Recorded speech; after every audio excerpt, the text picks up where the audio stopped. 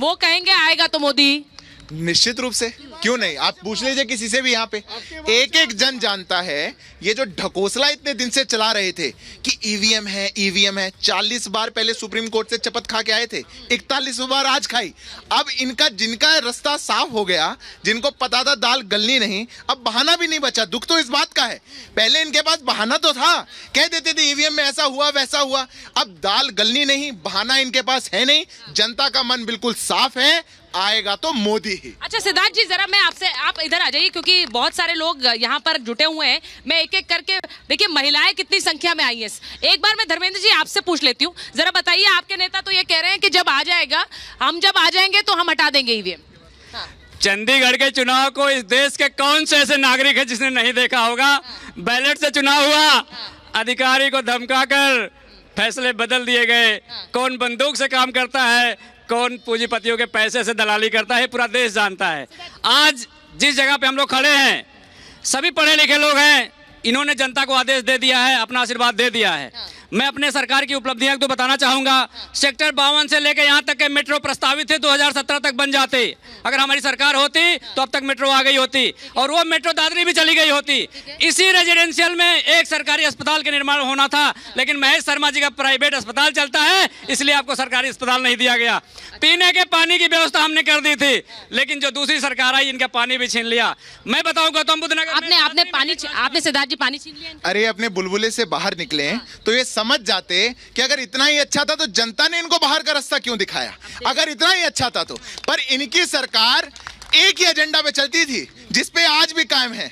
इनको तो जाना है मुख्तार अंसारी के जनाजे में, इनको तो जाना है ऐसे लोगों के में जो अपराधी हैं उनके साथ खड़ा होना है। विकास के साथ अगर कभी भी समाजवादी खड़े हुए होते तो इनकी आज की दुर्दशा नहीं होती जो है। अच्छा, जो विकास की बात कर रहे हैं, मैं एक बार धर्मेंद्र जी एक बार विकास की बात कर रहे हैं। आज प्रधानमंत्री, जब सिद्धार्थ यादव जी आए हैं, वो कह रहे हैं, उन्होंने मुख्तार अंसार की बात की। आज प्रधानमंत्री ने कहा कि ये सब तुष्टीकरण की राजनीति करते हैं मिलकर।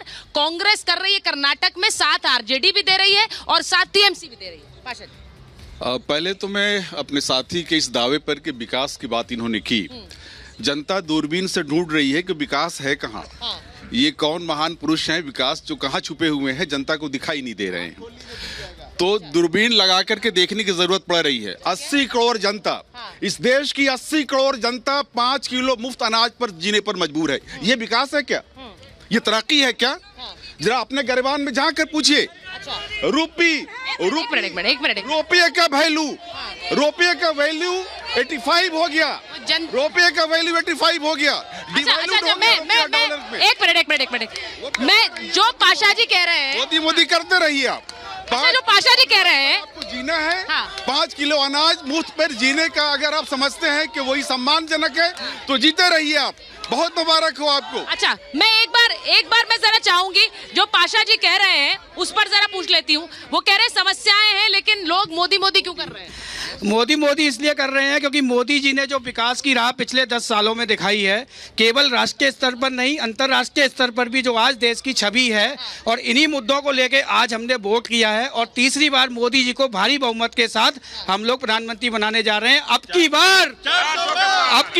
अच्छा, जब लोग, ममता जी एक बात बताइए, जब लोग इस तरह से बात करते हैं तो कई लोग सोचते हैं कि ये कार्यकर्ता होंगे पार्टी के, लेकिन मैं एक बार पूछ रही हूँ, आप लोग पार्टी के कार्यकर्ता तो नहीं है? नहीं, सब सामाजिक लोग हैं, सब सामाजिक लोग हैं। अच्छा ममता जी ये बताइए, ठीक है, मैं इसलिए पूछ रही हूँ, प्रगति हुई है। नहीं, वोट तो कार्यकर्ता भी डालता है सर, ये थोड़ी कोई निशानी है कि मैं कार्यकर्ता नहीं हूँ।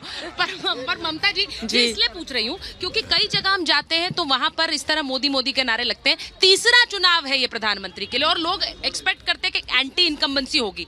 वो ग्राउंड पर इस तरह के जब नारे लगते हैं तो सवाल उठते हैं कि वो कहाँ गई। सुचरिता जी बहुत बहुत धन्यवाद। देखिए कहते हैं ना कि प्रत्यक्षम किम प्रमाणम, ये जो है ये भारतवर्ष की सम्मानित जनता है और जनता जनार्दन होती है। और आज जनता जनार्दन की इन तालियों की गड़गड़ाहट जो है ना, ये समाजवादी पार्टी, कांग्रेस और ये जो इंडिया अलायंस बना है, इनको चुभ रही होगी। क्यों? क्योंकि ये सच की ताकत है, ये मोदी जी की ताकत है और मोदी जी ने इन लोगों को कमाया है अपनी मेहनत से, अपनी तपस्या से, अपने काम से। नरेंद्र दामोदर दास मोदी जी वो प्रधानमंत्री हैं जिन्होंने लोगों के दिलों के अंदर अपनी जगह बनाई है। कैसे काम करके? अभी एक भाई साहब कह रहे थे कि 80 करोड़ लोगों को मुफ्त में राशन दे दी तो बड़ी बात हो गई, आप दे देते। आपने तो 80 लोगों को नहीं दी, 80 पैसे के नहीं दी। अरे इस देश के अंदर मोदी जी ने 50 से 55 करोड़ लोगों को 5 लाख रुपए का बीमा दिया, आयुष्मान भारत योजना। और इन लोगों के समय पर चाहे सपा हो, बसपा हो, कांग्रेस हो, कोई भी हो, ये लोग गरीब लोगों को मरने के लिए छोड़ देते थे। सुचरिता जी, अगर किसी गरीब के घर में कोई बीमार हो जाता था, वो चिंता से मर जाता था कि अब अपना घर बेचूं, गाय बेचूं, अपनी जमीन का टुकड़ा बेचूं, क्या बेचूं। लेकिन आज मोदी जी जो कर रहे हैं वो आप लोगों को दिखेगा नहीं। क्यों? क्योंकि आप परिवारवाद, वंशवाद और भ्रष्टाचार युक्त लोग हो। मैं ममता जी एक जल्दी से सवाल दुष्यंत जी से लेकर आती हूँ, लेकिन मैं चाहूंगी कि आप एक बार महिलाओं के बीच आए, क्योंकि महिलाओं का जो एक सपोर्ट है वो जिस तरफ जाता है वहां चुनाव जाता है, ऐसा कहा जाता है। तो इसीलिए ममता जी मैं एक बार आ रही हूँ, लेकिन मुझे जरा बताइए दुष्यंत जी, जरा बताइए, आपने सुन लिया वो कह रहे हैं कि यहाँ पर तो लूट मची हुई थी और इसीलिए वो परिवारों की लूट के रूप में भी नजर आता है। देखिए, जो आपने देखा फ्लाईओवर यहाँ से सेक्टर 18 तक बना हुआ है, वो किसने बनाया? आदरणीय अखिलेश यादव जी ने। ग्रेटर नोएडा किसने बनाया? आदरणीय मुलायम सिंह यादव जी ने। अरे गठबंधन धर्म न बांटे। अरे तो मैं सत्य बता रहा हूँ, नोएडा कांग्रेस के किसने लोग बनाया? सपा वालों की तारीफ कर रहे हैं। मैं तारीफ नहीं कर रहा, सच्चाई बता रहा हूँ। तारीफ आपको लग रही होगी। नोएडा किसने बनाया? कांग्रेस पार्टी ने। अभी ईवीएम के बारे में हमारे साथी उधर से कह रहे थे, जनता जनार्दन, कि भाई ईवीएम, और हमारे भाजपा के साथी भी कह रहे, ईवीएम के ऊपर सबसे पहला सवाल उठाने वाले भारत रत्न पितामह भीष्म भारतीय जनता पार्टी के नेता श्री लाल कृष्ण आडवाणी जी थे। जीवीएल नरसिम्हा राव, जिनको राज्यसभा दी गई भारतीय जनता पार्टी के द्वारा, उन्होंने ईवीएम में कैसे हेरफेर होती है उसके ऊपर पूरा किताब लिखा है। तो आप ही अपनी चित्त, अपनी पट, सुविधा अनुसार, मौके के अनुसार से रंग रूप बदल लेते हैं। ये मौके के अनुसार है सिद्धार्थ जी, वो कह रहे हैं मौके के अनुसार आप लोग बदल रहे हैं यहाँ पर। अच्छा ये मैम बहुत नाराज है, एक मिनट जरा रुकिए भाई, क्यों नाराजगी है बताइए। क्यों नाराज नहीं है, हम पैदाइशी बीजेपी से, जनसंघ से जुड़े हुए हैं। अच्छा, हाँ, पाकिस्तान से जुड़े हुए हैं। ये पाकिस्तान से जुड़े हुए हैं। अच्छा, पाकिस्तान से जुड़े हुए हैं भाई, तब से ही वो जुड़ी है। तो वो कह रही है कि इसीलिए एक सब सपोर्ट है। अपने फादर को भी, अपने बड़े ब्रदर इन लॉ को भी, सबको देखा है हमने, लड़ते हुए, इमरजेंसी में, जेल में रहते हुए। इमरजेंसी की आपने बात की है, मैं एक बार सिद्धार्थ जी आपके पास आऊं, उससे पहले जरा बताइए, जो लोग कहते हैं इमरजेंसी वाली बात के संविधान हटा देंगे मोदी, आएंगे तो मोदी संविधान हटा मोदी जी आएंगे, संविधान नहीं हटाएंगे, संविधान लागू कानून से हटाएंगे, ये भी बताएंगे। अच्छा, वो कह रहे संविधान हटाएंगे तो भी कानून से बताएंगे। सिद्धार्थ जी, ये जो बात अभी दुष्यंत जी ने कही, मैं चाहूंगी उस पर आप रिस्पॉन्ड करें, क्योंकि इस बार चुनाव में प्रधानमंत्री ने आज भी बोला कि सब मिले हुए हैं और ये तुष्टीकरण वाली राजनीति सब मिलकर कर रहे हैं, चाहे वो टीएमसी हो, चाहे वो कांग्रेस हो और आरजेडी। निश्चित रूप से देखिए सुचारिता जी, देश की जनता इतिहास को जानती है और इतिहास को देख सकती है। 60 साल के इनके राज में कोई एक साल ऐसा नहीं था जब इनने तुष्टीकरण ना किया।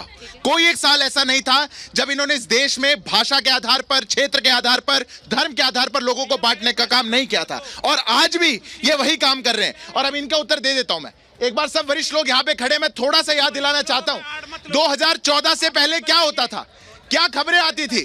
खबरें ये आती थी कि देश की अर्थव्यवस्था आईसीयू में चली गई है, यासीन मलिक से प्रधानमंत्री मिल रहा है, कश्मीर में पत्थरबाजी हो रही है, 370 हटा तो खून की नदियां बह जाएंगी। क्या खबरें आकर करती थी? राम मंदिर, राम काल्पनिक है, राम का मंदिर बन नहीं सकता। 2014 के बाद क्या खबरें आती हैं? यासीन मलिक जेल में चला गया, यार यासीन मलिक जेल में चला गया, देश में 370 हट गई, इस देश में हमारी अर्थव्यवस्था तीसरे स्थान तक चली गई। ये खबरें आती हैं। मैं एक